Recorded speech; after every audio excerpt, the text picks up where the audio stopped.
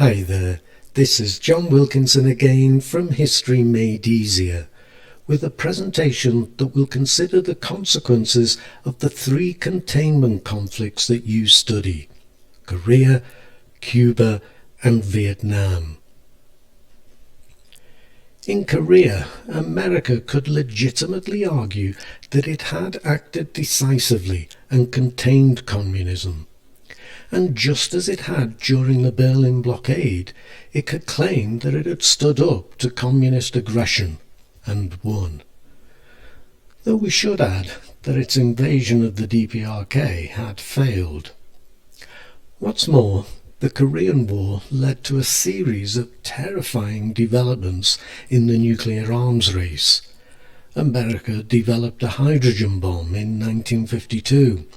The Soviet Union tested one the following year, and early in the 1960s the PRC developed its own atom bomb, followed by its own hydrogen bomb.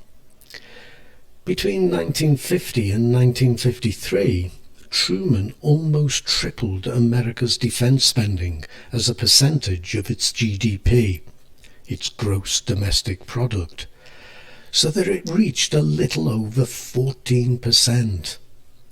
This build-up of arms to back up its diplomacy would remain the cornerstone of America's Cold War policy until the period of détente in the 1970s that followed the Vietnam War.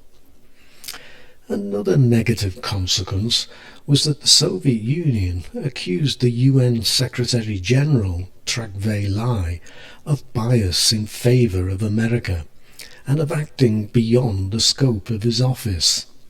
Their delegation refused to work with him, and his position became impossible. In 1953 he decided to resign.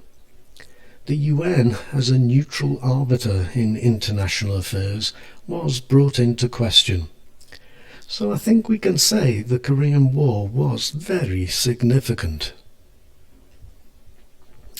With regard to the Cuban Missile Crisis, Kennedy had appeared to stand firm.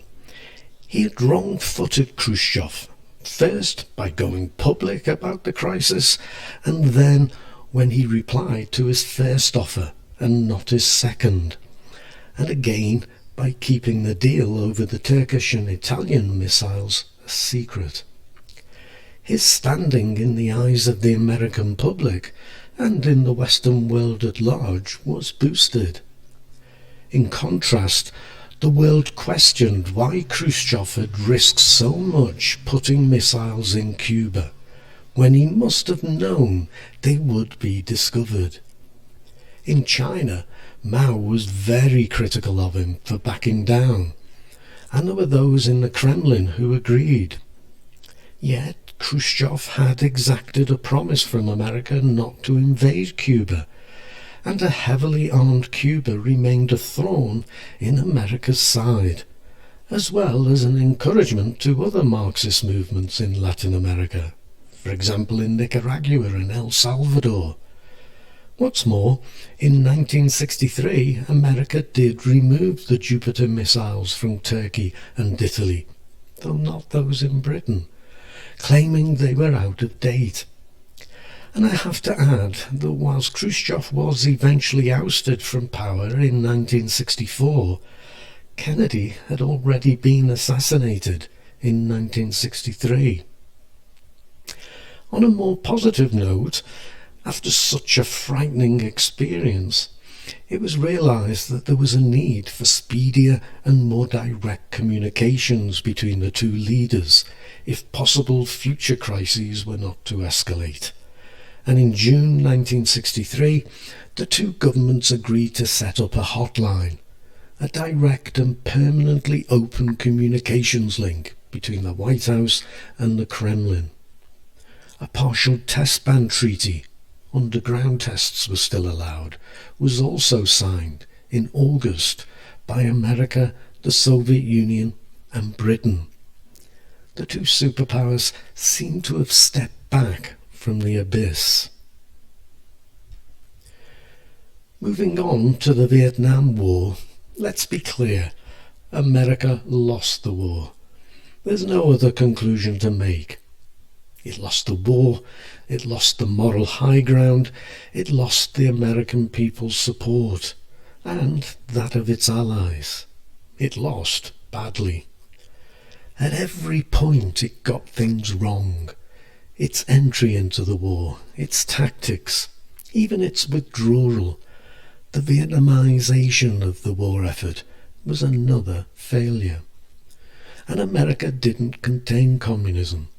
South Vietnam was soon lost after the Americans left, and the dominoes did begin to fall too, so that by 1975 both Laos and Cambodia were under communist control.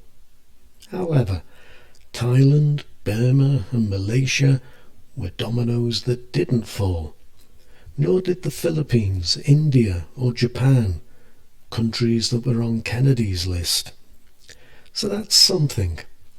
And America worked to improve its relations both with the Soviet Union and the People's Republic of China, issuing in a period of détente, which included the entry of the PRC into the UN. Again, there's always more detail in my ebooks, including this one on containment, and you can find that on Amazon. But at least plenty of pointers for you in this presentation for potential questions on the consequences and the effectiveness of containment. Thank you so much for listening, and the very best of luck with your studies. Cheers.